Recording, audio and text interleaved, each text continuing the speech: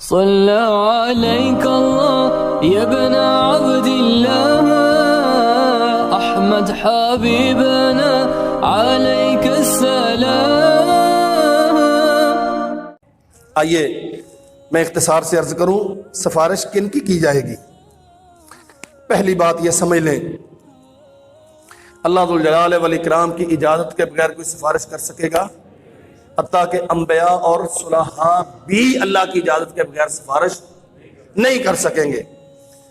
دوسری بات، جو سفارش کرنے والا ہوگا اس کا صحیح العقیدہ ہونا.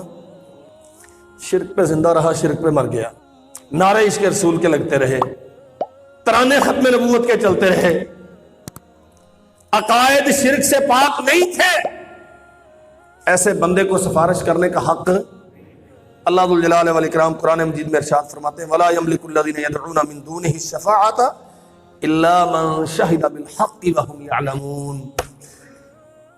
کوئی اختیار نہیں ہوگا اس آدمی کو الا من شہد بالحق، جو حق کی گواہی نہیں دیتا. حق کی گواہی سے مراد یہاں کیا؟ عقیدہ توحید. جو توحید پر نہیں مرا، جس کے پاس اللہ کی وحدانیت کا عقیدہ توحید کا علم نہیں تھا، شرک پر مرا ہے، اسے سفارش کا کوئی حق نہیں دیا جائے گا. اور فرمایا جس کے لیے سفارش کرنی ہے اس کا بھی عقیدہ توحید پہ ہونا. ما کان للنبی والذین آمنوا ان یستغفروا للمشرکین ولو كانوا اولی قربى من بعد ما تبین لهم انهم اصحاب الجحیم. یہ آیت اللہ ذوالجلال والاکرام نے نبی کریم صلی اللہ علیہ وسلم کو خطاب کر کے فرمائی. ایک مشرک کا جنازہ پڑھنے گئے تھے، بظاہر کلمہ پڑھتا تھا، عبداللہ ابن ابی کی داستان. اللہ نے آسمان سے قرآن اتارا کسی مشرک کسی مومن کے لیے اور نبی کے لیے یہ اختیار نہیں ہے کہ مشرکانہ عقائد والے انسان کی سفارش کرے. کرو گے تو وہ قبول کرنے والا. دنیا میں تو اختیار ہے کرنے نہ کرنے کا، لیکن آخرت میں تو یہ اختیار ہی نہیں ہوگا. کرو گے بھی تو وہ قبول کرے گا. اللہ اکبر. اللہ کی قسم یہ بڑا ہی خوفناک معاملہ ہے. عجیب و غریب قسم کی داستانیں. ڈھول بجا لو تب بھی سفارش مل جائے گی، قبروں پہ چادریں چڑھا لو تب بھی سفارش مل جائے گی، پیر صاحب کے نام کے چڑھاوے چڑھاتے رہو تب بھی سفارش مل جائے گی. سیدنا ابو ہریرہ رضی اللہ عنہ نے نبی کریم صلی اللہ علیہ وسلم سے سوال کیا، یا رسول اللہ من اسعد الناس بشفاعتک یوم القیامہ، قیامت کے دن آپ کی سفارش سے سعادت مند کون ہوگا؟ فرمایا ابو ہریرہ اسعد الناس بشفاعتی یوم القیامہ من قال لا الہ الا اللہ خالصا بقلبہ او بنفسہ، جو دل کے اخلاص کے ساتھ لا الہ الا اللہ کہتا رہا، لا الہ الا اللہ پہ اس کی موت آئی، قیامت کے دن میری سفارش سے سعادت مند ہوا. جو لا الہ الا اللہ پہ نہیں رہا، جس کے عقیدے میں شرک کی آمیزش تھی، جو اللہ ذوالجلال والاکرام کے اختیارات غیر اللہ میں ثابت کرتا تھا، جو استعانت لغیر اللہ کا عقیدہ رکھتا تھا، جو مردوں سے مانگتا تھا، جو بیچارے زندگی میں اتنے لاچار رہے کہ لوگ کندھوں پہ اٹھا کے گاڑیوں پہ ڈال کے اسے ڈاکٹر کے پاس لے کے گئے. بڑی ضرورت تھی اس کی اولاد کو بڑی ضرورت تھی، خامن تھا اس کی بیوی کو بھی بڑی ضرورت تھی، اس کے مال و منال کو سنبھالنے چلانے کے لیے بڑی ضرورت تھی اس کی، اور وہ سمجھتا تھا کہ ابھی میرا دنیا میں رہنا ضروری ہے، لیکن چند سانسیں اپنی لمبی کر سکا. جب اسے دفن کر دیا تو اب اسی کو اپنا حاجت روا مشکل کشا بنا کے اس کی ڈھیری پہ سجدہ ریز ہونا شروع ہو گیا. اسعد الناس بشفاعتی یوم القیامہ من قال لا الہ الا اللہ خالصا من قلبہ او بنفسہ. دل و جان کے ساتھ، عین اخلاص کے ساتھ جو اللہ ذوالجلال والاکرام کی وحدانیت کا معترف رہا زندگی بھر اور اسی عقیدے پر مرا، قیامت کے دن اسے محمد کریم صلی اللہ علیہ وسلم کی سفارش نصیب ہوگی. جو عقیدہ توحید پہ نہیں مرا اس کے لیے سفارش نہیں. اللہ اکبر. نبی کریم صلی اللہ علیہ وسلم نے فرمایا لکل نبی دعوت مستجابہ، ہر نبی کے لیے ایک قبول ہونے والی دعا کا حق دیا گیا. فتعجل نبی دعوتہ، انبیاء نے اپنی اپنی دعائیں کر لی، لیکن میں نے اپنی دعا کو ذخیرہ بنایا سفارش کے لیے. انی اختبأت دعوتی شفاعۃ لامتی یوم القیامہ، میں قیامت کے دن اپنی امت کی سفارش کروں گا اس دعا کے متبادل.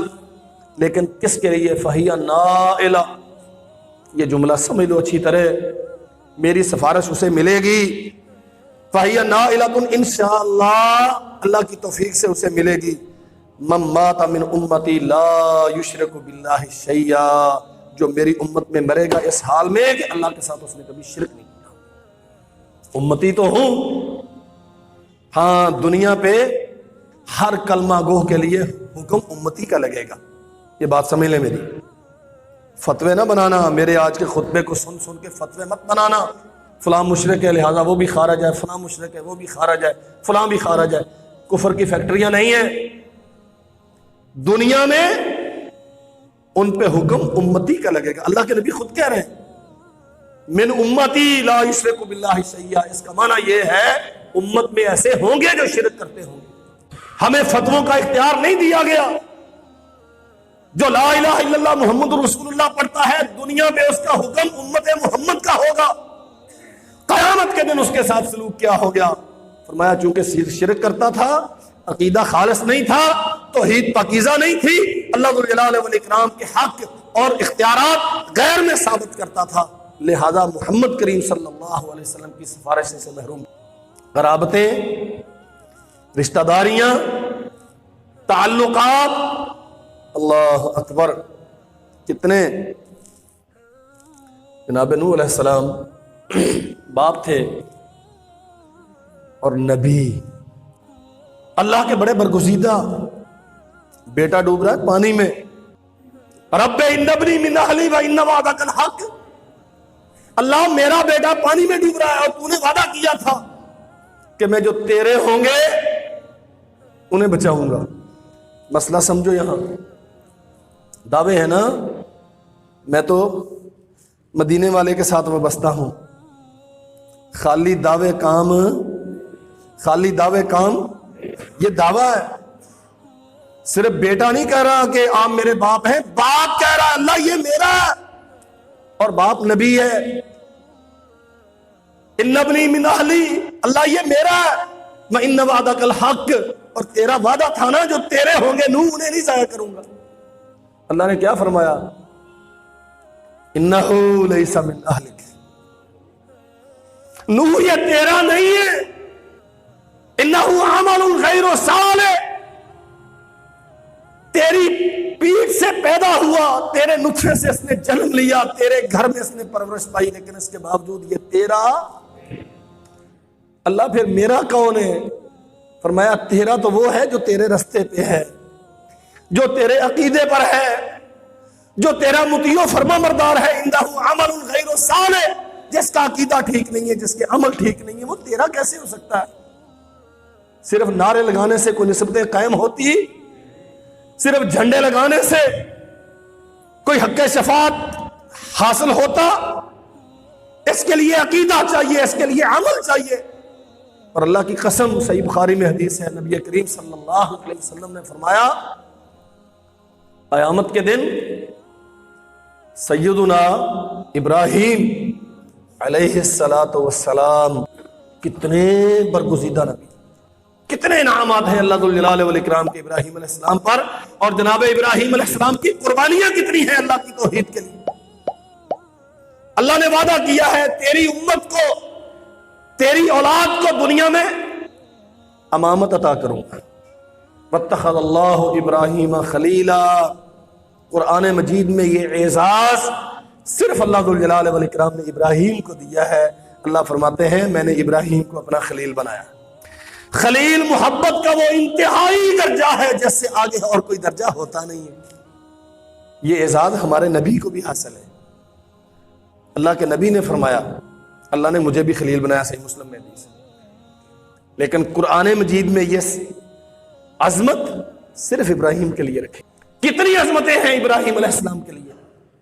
نبی کریم صلی اللہ علیہ وسلم نے فرمایا قیامت کا دن ہوگا، جناب ابراہیم کے سامنے بیت الحکمہ ان کا باپ کھڑا ہوگا اور ابراہیم علیہ السلام کہیں گے دیکھ رہے ہو آج اللہ ذوالجلال والاکرام کا غضب قیامت، اسی دن کے لیے میں تمہیں ڈراتا تھا، اب مانتے نہیں تھے میری، اگر تب مانا ہوتا تو آج یوں رسوائی نہ ہوتی.